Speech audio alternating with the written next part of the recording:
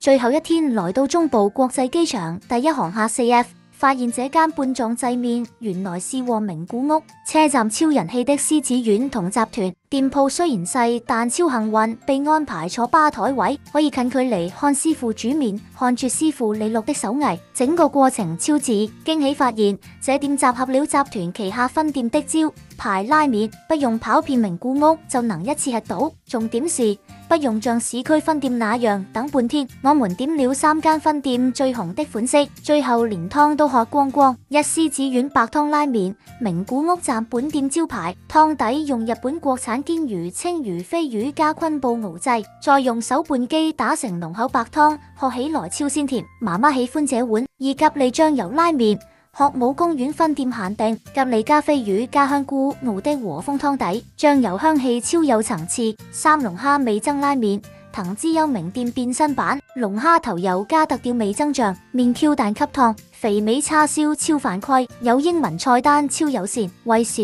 但值得等。